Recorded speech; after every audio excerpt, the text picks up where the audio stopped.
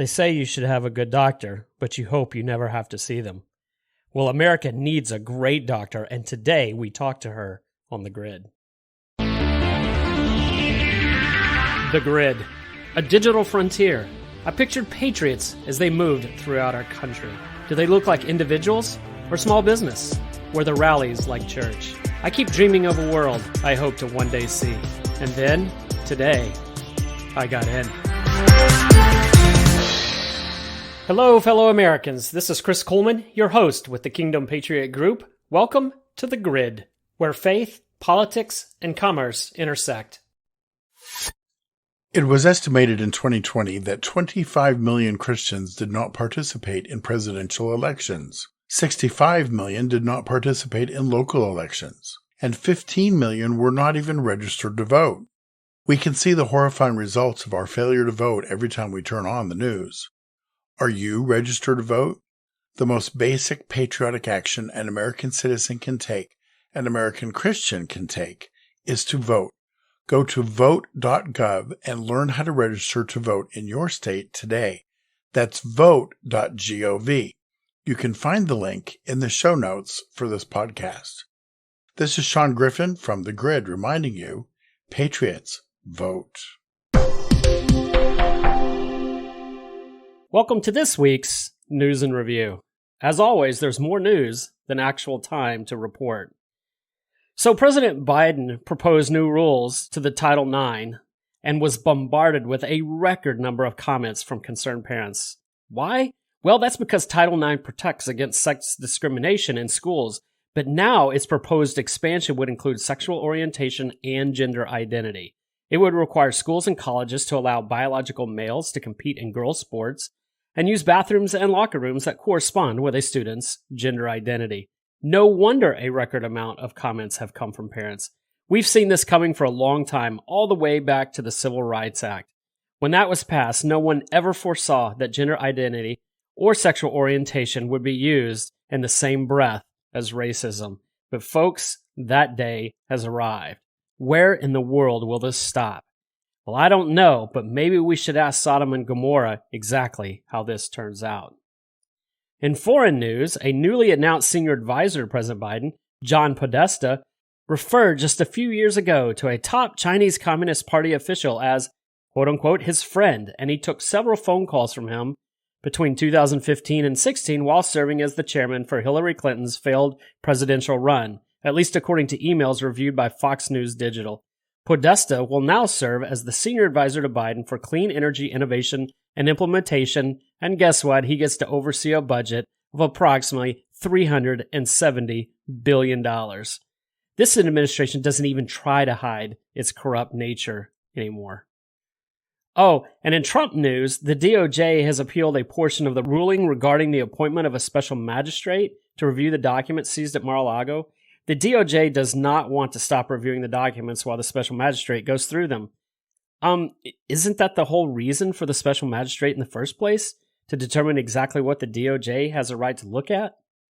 I digress. And in hypocrisy news, oh my, the folks in Martha's Vineyard are freaking out about illegal immigrants being dropped off there, as somehow this is soiling the plush estates of the ultra-elite. While I'm sad that illegal immigrants are being used as political pawns back and forth, something has to be done. Texas, Arizona, and other border states are being told immigration is completely under control and that they should be part of a country that welcomes in all foreigners. This debacle is almost beyond description. Thousands upon thousands of illegal immigrants are flooding through Del Rio, Texas, a town of 36,000 people. And somehow they're supposed to be able to handle the influx of these folks and use local resources to take care of them. But stop the presses when a busload of 50 immigrants is sent to New York City, a city of 8.4 million people. Suddenly, the entire welfare infrastructure is strained. In the words of John McClane in Die Hard, welcome to the party, pal. In inflation news, the Biden administration flexed its muscle in playing hardball with the railroad union. Those White House folks are tough negotiators indeed. It's reported that railroad workers are getting the equivalent of $11,000 bonus and a 25% raise.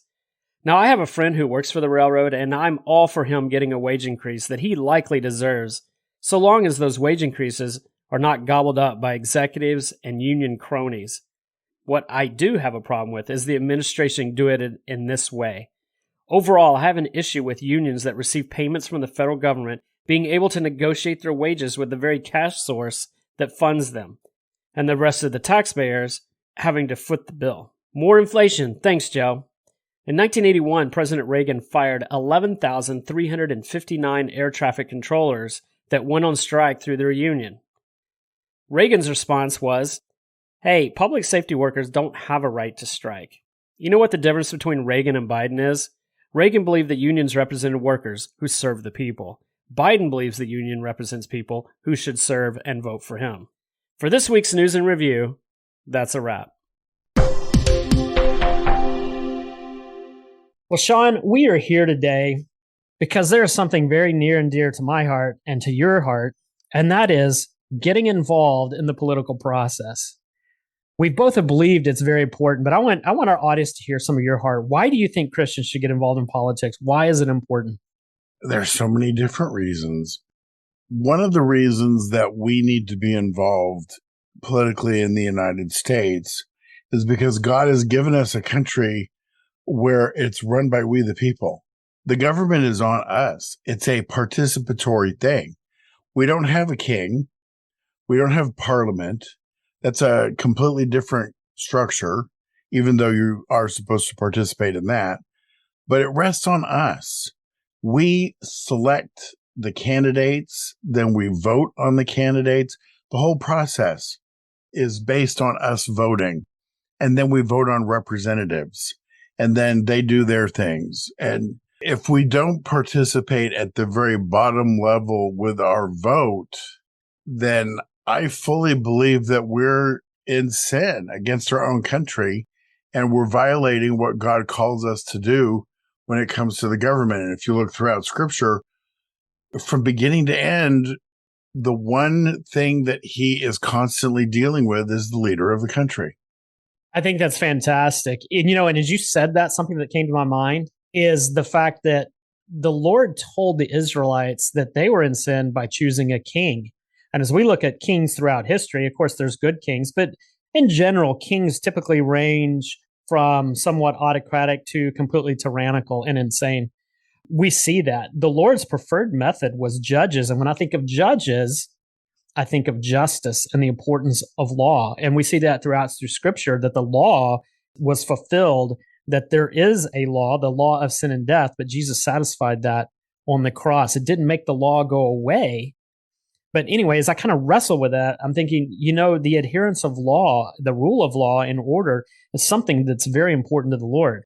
Now, it's in a symbiotic relationship with mercy, and mercy trumps that. Anyway, as you just talked about that, Sean, that's kind of what came to my mind. I totally agree.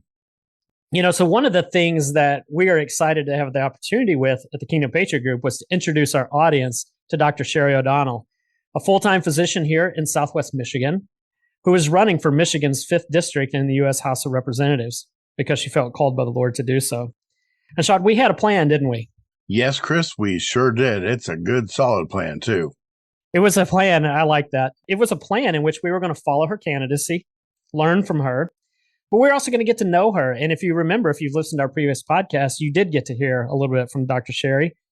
And then we also wanted to dive into her policies, what made her a good candidate. When we talk about Christians becoming involved, why did she fit that bill? And we did that as well. We learned about her policies, and ultimately we endorsed her. Now, it wouldn't be complete if we didn't come back and inform the audience kind of what happened, sort of put a capstone and a conclusion on this. And it turns out on August the 2nd, Michigan's primary, Dr. Sherry O'Donnell garnered almost 30,000 votes, 33% of the vote, and ultimately fell short of unseating the incumbent, Tim Walberg. But I will tell you, having personally talked to Sherry, that she got a lot of positive feedback from consultants that talked about really her infancy into the political world. I won't dive too much into what the consultant said. I'll let Sherry do that. But we wanted to put sort of a bookend or kind of a capstone of this candidacy because we have been following her, and we wanted to let our audience hear directly from Sherry what she learned, the successes, the failures, the challenges, and the big question, whether or not she's going to run again. What do you think, Sean? I am so looking forward to our audience hearing what she had to say. All right. Well, let's listen to this interview. when we return. You're listening to The Grid, a podcast production of the Kingdom Patriot Group. You can find us on the web at kingdompatriot.us. Join us in the fight for faith and freedom. Mondays on your favorite podcast platform. So today we have Dr. Sherry O'Donnell with us to talk to her about her congressional campaign. Sherry was running for Michigan's U.S. House of Representatives 5th District, and the primary just completed. Hey, Sherry, I'm so glad you could join us today. Good morning, Chris. I'm glad to be here again. I know our listeners are very excited to hear just some of the things that you have to say now that the campaign is concluded. And I know that the ultimate race didn't finish exactly like we had hoped, but from all the feedback that I've gotten, for somebody who was a first-time candidate, never been in politics before, and had to traverse the entire east-west corridor of the southern part of Michigan, that the results were very impressive. Can you speak to that? You know, Chris, as you said, it was pretty disappointing and quite honestly surprising. It was a very, very large district, but I expected to win. And I know most candidates, of course, are in it because they think their chances are pretty good at winning. Mine went a little beyond that. I really believed I was going to win. Definitely disappointing. But, I think the important thing is, and I kept telling other people and other candidates across the district also, just keep due north. And what I meant by that is just keep our eyes focused on the Lord and let him do what he will along the way. So for me, it was definitely a first experience. But as you said, the political analysts that came by and evaluated our campaign afterwards said you can't possibly be disappointed. I garnished almost 40,000 votes. And they said that was more than Peter Myers won on. And we had a huge district. And the redistricting was right before really the midst of our campaign. And the redistricting was in a lot of territory. So it meant covering a lot of ground. It was 3.5 hours from one direction to the other. But when you look at the political analysts and they say, you know what, you can't not run again. You ran a fantastic campaign and look at how many lives and people you touched that you got to vote for you when your name was not known before now. So if I listen to that, Chris, it is encouraging, but it certainly wasn't the results that we had hoped. Well, I really appreciate you just sharing that because there's a difference between hope and belief. And I know that your belief was that you were going to win this. So as you went through this process, where did you see God's grace evident as you ran this campaign? Chris, there were so many ways in which we did. As a matter of fact, when I would meet with my volunteers, there was several months ago, I kind of got their spence up and I said, guys, guess who I met along the campaign trail? And of course, I had their keen interest at that point, and I teased it a little bit and worked it for what it's worth. And I said, I met God, and I keep bumping into God on the campaign. There were so many evidences of his grace, going into meetings that, were in Tim Walberg's territory more, and suddenly being able to speak and have the audience just literally change because they were realizing hope and they're realizing that they did have a choice. His grace there, his grace with even the weather when we traveled back and forth, his grace so much with the campaign volunteers. We had such great volunteers and people along the way that, would open their homes to us. And we had support in every county. People that had never met us and said, if you need a place to stay, because they realized we had a great distance to travel, please know that my home is always welcome. And we took opportunity to stay in many of those homes. So God's grace when we had a financial need. It's like our budget was not what Mr. Wahlberg's was, but suddenly, somebody come up and hand money towards the amount that we needed to cover that item. His grace was so sufficient. So if there was a couple of things that you learned, what would that be? If you said, boy, I really learned a nugget here that will serve me well in the future. One of the things that we found was paramount was, and you know this, Chris, because you and Barbara were part of it at times, we had a prayer team, an intercessory prayer team. That prayer team met every single Saturday from 8 until whenever, whether it was snowing, rain, it didn't matter. Whether I was in town or not, it didn't matter. That prayer team was vital. And there were times throughout the campaign that occasionally I'd call them and say, guys, I need this covered in prayer. I would not do this again without that key thing in place. And that was, we had that from the get-go. Christy Key set that up for us. And we had a good dozen people every single Saturday. I guess the other things that I learned, there was just your team of volunteers had to be in place and your team has to be organized. We were able to pick up pointers as we went, because certainly we were very naive at this, but pick up pointers and think, oh, you know what, we could have done it better this way.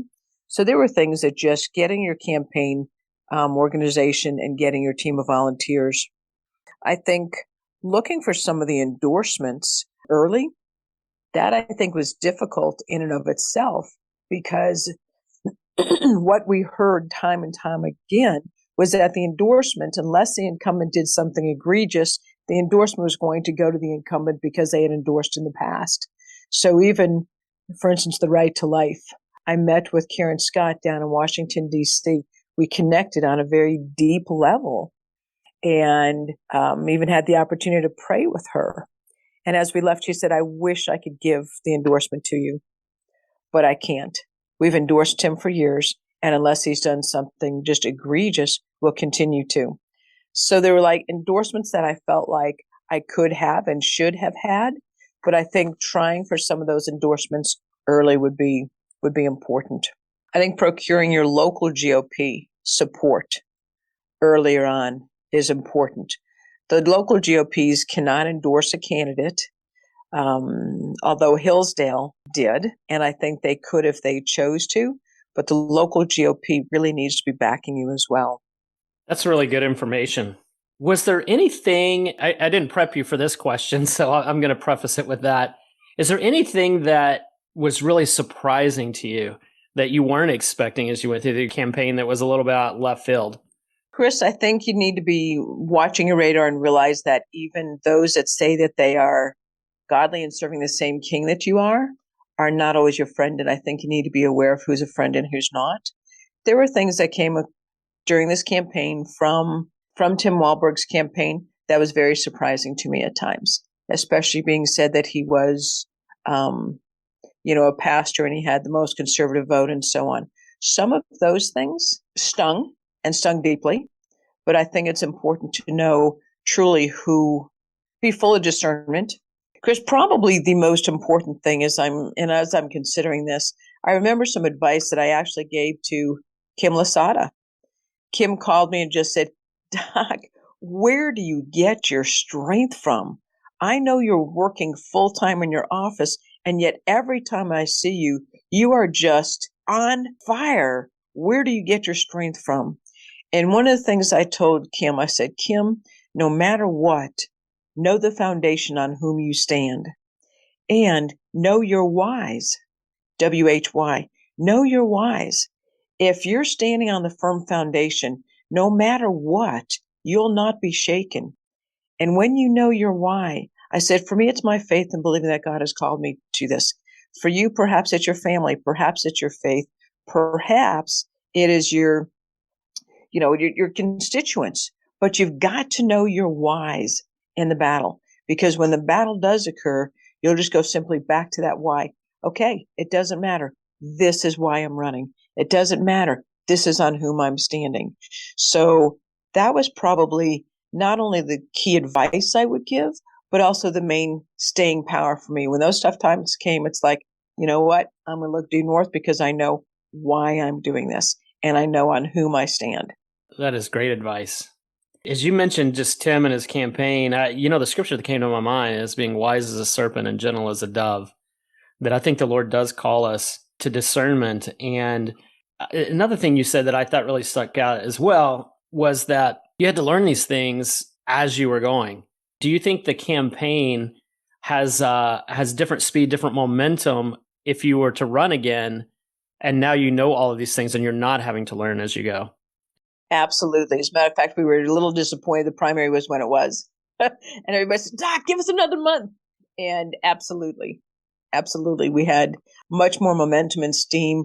We understood the direction that the campaign needed to go in and was going, as opposed to those first couple months when, okay, what do we do and where do we go and how do we tie in going to the GOP and going to the events versus going and doing the door knocking and going and meeting the people. Absolutely, Chris. That's good to know. Well, I've mentioned to you as well that one of the things that Sean Clay and I want to do here at the Kingdom Patriot Group is really encourage godly people to get involved. And there has been a movement over the years that says Christians should not get involved in politics. Yet I can see no biblical reason to support that. Otherwise, I don't know why Scripture would talk so much about David as king. Obviously, he was in government because he ran the government, and the judges who were given authority to rule over Israel. So we certainly see the Lord's hand not afar, but yet deeply involved in the governing of his people.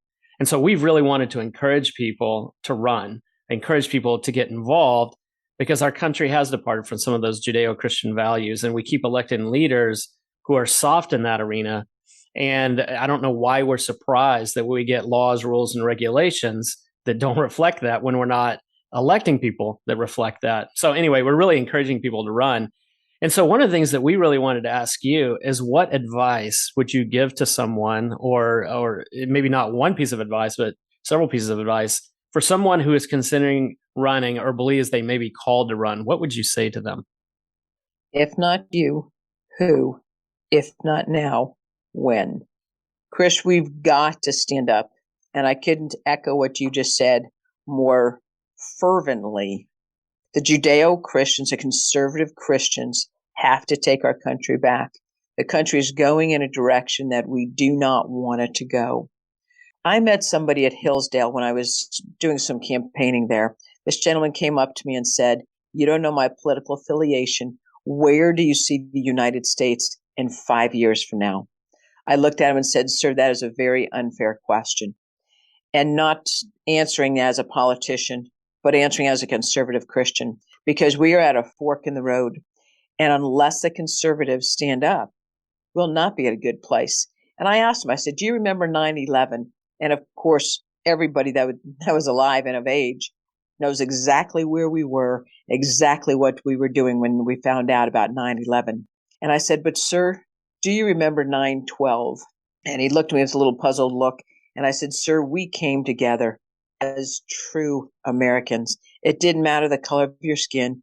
It didn't matter your political affiliation. It didn't matter your religious affiliation. We came together as Americans. Our churches were filled. People were saying, 'God bless you.' People were praying one for another." And I said, 9/12 was amazing.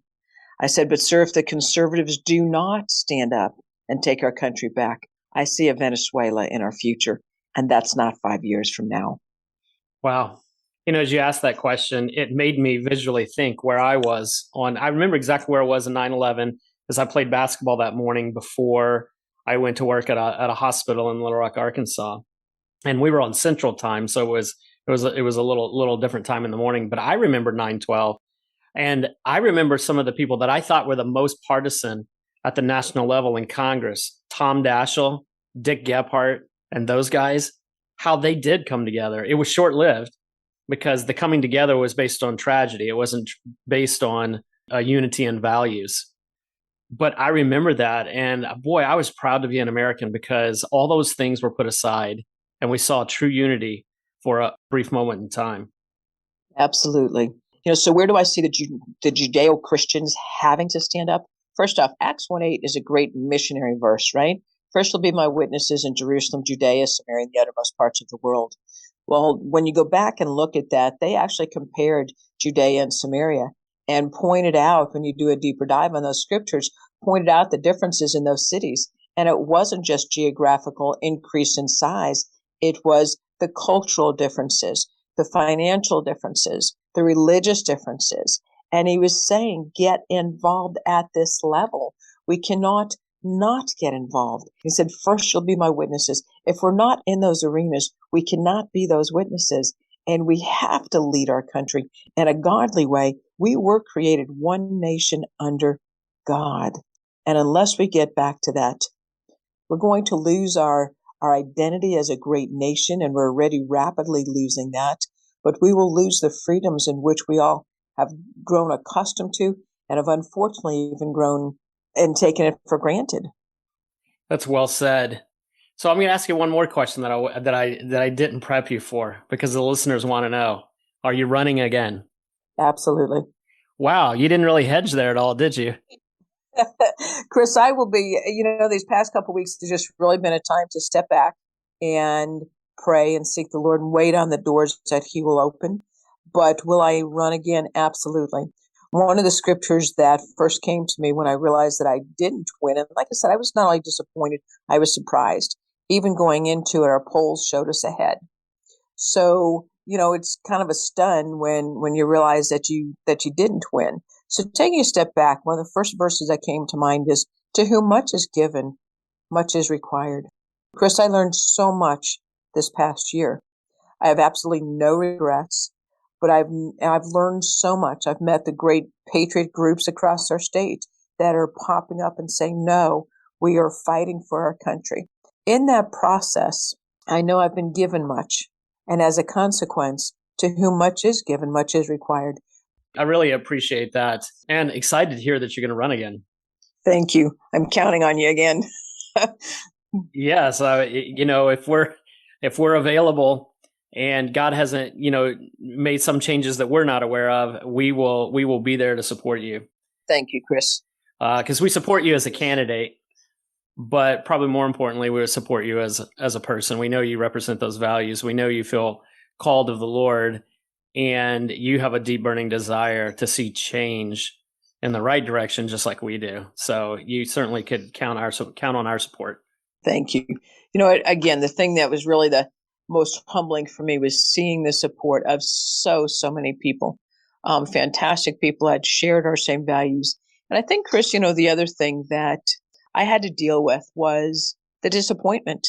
And not only the disappointment for me personally, but initially I felt like I disappointed a lot of people. And I know when I stop and think about it with my brain, no, intellectually, I know I didn't disappoint people. But when you have almost 40,000 people go cast their vote for you, and the people that I met along the trail, the people that were so hopeful, and that doesn't happen, I carried the weight of me disappointing those people. And I think even you've got to know what to do with those great moments that you're totally encouraged, but you also have to know what to do with those moments that are a little bit discouraging. I can honestly say most of the campaign was very encouraging, very invigorating, very empowering. I did run my practice full time, and people were saying, how are you doing it? Well, number one, I know certainly motivated and fanned by the Holy Spirit. But more than that, or equally as personally, it was very encouraging to see those people that got behind you, because that brought great empowerment. And you realize that, wow, they're really hoping that you're going to do this. And then being able to take that back to the Lord and say, Lord, that was a win. Prepare me for what's next. So it's important to know what to do with those discouraging times, but also know what to do with those encouraging times. Jared Key said something to me early on, and I would just keep that in focus and just tell myself as well as other candidates, hey, just keep your eyes due north. Keep your eyes due north. What Jared said was, don't believe your own press release. Okay. So, when you had a great evening, that's okay. Put it in perspective. When you had a discouraging evening, that's okay. Put it in perspective. And remember, and Jared said, just don't believe your own press releases. For me, it was coming always back to my why. Why am I doing this? Because at times the schedule was intense, but continue to come back to my why. That's great advice from Jared. I'm making notes here because I think those are principles that go beyond a congressional campaign. Thank you so much for just taking some time just to chat with me and kind of putting a bookend on this particular campaign, but not a bookend on your political career. Definitely look forward to seeing what the future holds. Thank you so much, Chris. And yes, ladies and gentlemen, you must get involved. So, Sherry, one thing that we didn't touch base on was really the David and Goliath aspect to this campaign, specifically in the area of raising money and donations. Can you talk a little bit about your campaign's budget and the budget of your opponent, Tim Walberg, and what kind of challenges that creates? Chris, that was probably one of the discouraging things, if you will, and that Tim truly has a war chest at his disposal. First off, a lot of the things that is sent out in mail comes through his congressional office, so it doesn't even tap into his campaign budget. But we had about a $250,000 budget, and Tim had an over $2 million. But as you looked at his FEC, what you were seeing was corporate donations because he has been in office, corporate donation because he was the incumbent of $40,000 and $50,000 at a pop. Wow. We can't begin to compete with that. So that was discouraging. So we just had to be much more vigilant on what we did spend our dollars on and where we thought it was most prudent to spend that money. I thought during the campaign, and not because I was the grassroots, but I thought how much money is actually wasted on the campaigns, Chris. Liz Cheney had spent more than $17 million on a single candidate campaign. If we cap that and then took any overage and put it towards our national debt, how much more quickly could we get our debt down as opposed to continuing to spend? But it certainly did not equal the playing field. And there was definitely a difference in the leverage available because of the finances. Actually, when you say that, Sherry, this is exactly what comes to mind. I tend to be a stats person, so I kind of think that way. But I'm thinking, wait a second, you had 1/10 of the budget and probably 1/20th of the awareness, and you garnered 1/3 of the vote. That's amazing. That's what the political analyst said, Chris. So you're in good company. But we worked. We couldn't outfinance them, but I do think we outworked them. I really believe that we outworked them. Yeah, I know because I'm in the 5th district that the only exposure I ever had to your opponent was in the last 2 to 3 weeks of the campaign. I got no less than 6 large-sized postcards touting him as, the candidate. And that was it. That was all I had ever heard from him. Yes. And like I said, we had a greater constituency of volunteers. We had, just harder working. And quite honestly, I know I'm younger and have more energy. And I thought that served us well, but unfortunately not enough to get the winning vote. But yes, I think we definitely outworked him, and he outspent us. And Chris, you're missing at least 3. I got 9 of his postcards. Oh, okay. Well, maybe I maybe my kids use them to start our bonfire in the backyard. Well, yeah, that is pretty amazing. That does show that in your campaign, the dollar value, or I should say the vote value of the money you did spend was far more effective than the dollar spent by his campaign. But it does take money. So that'll certainly be an important part of the next go around. Very much so. Well, Sean, you got to hear Sherry in her own words, all that encompassed her campaign and what she learned about it and the advice that she would give. Are you inspired? I am. I really, really like Dr. Sherry O'Donnell. And sometimes I wish I lived in Michigan so I could actually vote for her. But we try to do things legally. So I'm staying in Texas. We do advocate the legal voting process. Election integrity is important to us. Yes. Yeah, no, there were a couple of things that really stood out to me that she said, and it was all good. First of all, that district, 3.5-hour drive across that district, that's repulsive. That is ridiculous. A lot of people don't realize the unintended consequences of decisions that you make. And so that district was redistricted by an independent commission in the state of Michigan, because in most states, because of gerrymandering rules, whatever party's in power is the one that does the redistricting. But in Michigan, that was redone because, honestly, I think because they thought that Republicans were gaining too much advantage. So this independent commission was formed where it's supposed to be made up of nonpartisan folks who end up doing that redistricting as a committee, sort of the work by committee. And they're the ones that did this redistricting. And I just find it hard to believe that there wasn't a partisan nature in making one of the Republican districts span that kind of geography. It's the entire bottom of Michigan from one side to the other. From Great Lake to Great Lake. Crazy. The other thing that really stood out to me is just a little tidbit that she said was about getting the GOP engagement early on. getting the party engaged early on. That was a very good insight. Yeah, for sure. And then I would say the advice. Man, I was listening. Remember the first time that I heard the interview, I was driving in the car. And when she got to the part about, if not you, who? If not now, when? I'm going to tell you, it brought a tear to my eye. That was a congressional candidate encouraging folks to run. That was awesome. It sure was. Good stuff. Well, Chris, I want to turn the tables on you. You and Barbara and the girls participated in the campaign. So you got some inside look at a campaign that a lot of people don't necessarily do, unless, of course, they're watching TV, and then a lot of times it's fictional. What were some of the things you experienced that might be helpful to our listeners? Boy, that's a great question. There's several things. The first is and I'm going to take the perspective of our listeners are thinking about supporting a campaign, not necessarily running themselves. So I'm going to really take it from that viewpoint, because that was the role that I served in this particular campaign. Yes. You have to pick a candidate that you know and that you trust, and that you know beyond a shadow of a doubt reflects the Judeo-Christian values that we hold dear.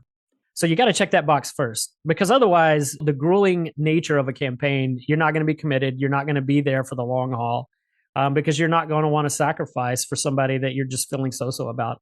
Sherry checked those boxes. So that was a pretty easy one. So that would be the first thing.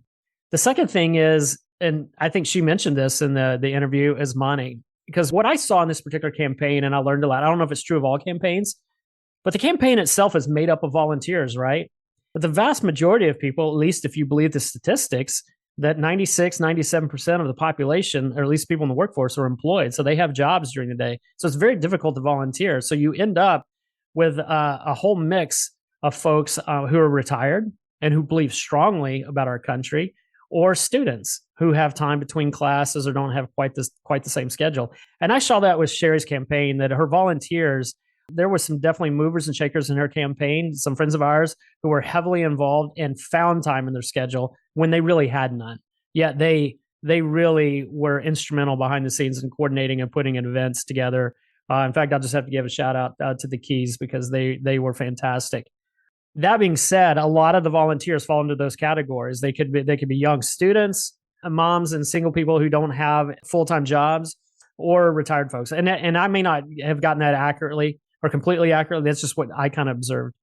So I think that's why when you have volunteers that don't really span necessarily across all the age spectrum, you also got to utilize technology, and you have to have money to do that. And I think that's where Sherry would tell you, in order to get the endorsement, in order to get fundraising, you need the GOP to be participating early on. You need to get the support of your local GOP, because that money is pretty important. Tim Walberg, although he did defeat Sherry, I never saw a single Facebook video ad or anything from him. And Sherry did that really well. What he did have is 2 weeks before the vote, the primary on August 2nd, I probably got 6 very large postcards. I'm not talking about 3x5s. I'm talking like 6x9s type of size. I mean, they were very, very large.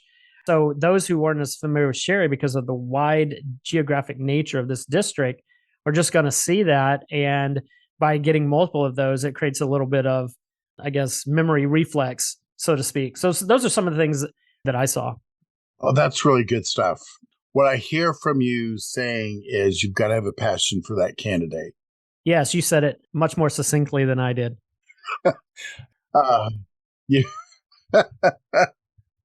Well, I know that there were a number of times that you hopped in the car and you took a long drive to go to wherever the current campaign activity was. Yeah, you got to have a passion for that person. What I meant to say at the top of turning the tables on you is that no one runs alone. Not everybody can be a candidate, but every candidate has got to have a team. And there are loads of tasks and loads of responsibilities and roles that have to be filled for a successful campaign. And so thanks for sharing that insight about the various things that you got to see. And I do understand that you and Barbara and the girls actually had a day where you went door knocking. How did that go? That was very interesting. So I don't mind sharing where we went. We went to actually Hillsdale, Michigan, which many people probably are familiar with Hillsdale. because of Hillsdale College, which is one of the premier conservative universities in the country. They accept no federal aid whatsoever. And that's just a strong conservative community. And so, yeah, we did go door knocking, but it was interesting. I guess, one, a lot of people weren't there. But number two, we saw, number one, I would say that the people who were actually home was probably about 25 to 30%. Of course, you know me, the walking spreadsheet, I was calculating in my mind what the availability rate was of people. It was on a Saturday. But also, that's where I first saw the importance of technology and make sure that you're really organized, that you're really systematic, methodical in how you do those kinds of campaigns so that everybody knows what streets you're going to be on. Everybody knows which doors they're going to knock on. You do all that in advance in order to maximize efficiency. And so that was some things that I learned about. That's where technology can really play an important role. Sounds like it can save a lot of time in your strategy. I also have to tell one really cool story. It was while we were at Hillsdale, and after we had finished door knocking, it was probably 5:30 in the afternoon. And again, it was about a 2.5-hour drive out there. Dr. Sherry treated everybody to some ice cream out of her own money for those campaign finance people that are listening. And it was while we were sitting there having ice cream that she got the call that Ted Nugent was going to endorse her. So that was really fun to celebrate together and see how excited she was to get a national voice that was coming alongside her. That was really cool. And I've got to say, the highlight of the campaign, even though I don't live in Michigan, was our getting to shoot a video of you endorsing her candidacy. That was fun. It was a lot of fun. I really, really enjoyed that. I hope there's more of those coming in the future. I had absolutely nothing to do with it, but I was giddy like it was all about me. That's funny. It's true too, right? Exactly. It was so well done, and it was like, here's our little bit that we can do to help along. That was good. Well, is there any other questions you had for me in regards to the girls and Barbara participating in the campaign? I just thought it was really cool that the girls got to participate and they got to really see how our system works. I just thought that was really good and that they had a good time. Is there any particular advice or encouragement that you would give anybody thinking about throwing their hat in the ring? Yeah, I think there is. And then there's one last cool story that I want to share, but I think you really hit on it, and that's having a strong team. I definitely learned from Sherry as she reached out and had a consultant in Washington, D.C. that was helping her. And it sounded like they were just a breath of knowledge how to navigate different steps during a campaign and to, at each stage, give sort of bite-sized chunks of here's what you need to be doing now. Here's the people that need to be doing that. I do think that some other advice I would do is that you need to create that inner circle because you can't shoulder it all yourself. And I'm not saying Sherry tried to do that at all. I see the importance of delegation and having people that are able to coordinate in different geographic areas, especially as large as this one, and really take ownership of that area. So I think that's one thing I would certainly give advice to. I think also Sherry would tell you the earlier you get started, the better, so you can enter the race, win the race season with momentum. So every single thing that Sherry did was learned for the first time in this campaign. So to get momentum, I mean, it's like driving a stick shift and having never done it before. And you don't even know what the clutch is or what gear you're supposed to do or when you're supposed to shift. Or does the car have gas and does it have transmission fluid? I mean, all of these different things and the timing that's required, all of those things are learned the very first time you do it and then you perfect it. Well, that's just like the campaign. Sherry learned those things as she went. And so I think to do it a second time, that makes it a lot easier because a lot of those kinks you've worked out. You already know what works well, what doesn't, what you have to do, where your strengths, where your weaknesses are. So you're not learning everything for the first time. So I think that's pretty important. But, you mentioned my wife and my girls. To tell you how invested they were, we were actually on vacation in Texas when the primary occurred. We voted by absentee ballot. And of course, that was my daughter is 18. She just turned 18 in March and is now going to school in Texas. And she was adamant that she had to have her absentee ballot so she could vote in the primary. So this was her first voting act as an 18-year-old citizen in the United States. And we're on vacation and we're all huddled around the phone trying to find results on August the 2nd, just continued to refresh and update and watch. The kids were so invested. They were so excited to see the results. We just couldn't find any good websites until the next day. So the next day when the kids found out, they were crushed. They were so excited and so sure that Sherry was going to win because they believed in her so much. They were just crushed. So that was kind of cool because it was a family affair, and there was buy-in across the spectrum from our whole family. I was crushed down here as well. I was like, what? She didn't win? Yeah, I was crushed. I will toss in a bit of advice that a boss of mine gave a few years ago. I was considering a run for Congress. Nobody knows me, but I'd been thinking about it, and this would happen and that would happen, and I would say I would get 1% closer to the run for office. And then at some point I quit. I took a sober look at what I fully understood about how Congress works and what a congressman would actually be doing, and decided that I just didn't have the knowledge and understanding enough to be able to serve my district well. And then AOC won in New York. Well, that blew everything I didn't know out of the water. Anyway, so I spent a month or so really researching, and one of the things I tripped over was my boss. He had been a part of some campaigns in New York and had actually moved to D.C. and worked under Tip O'Neill back in the day. The thing that he said right off the bat, if you decide to run, the first person that you need to hire is a campaign finance guy, because campaign finance is tricky. And there are some things that seem okay to do that are totally illegal, but you're not going to know that. That's why you need the campaign finance guy. I was like, wow, I would not have thought about that. So that was good advice.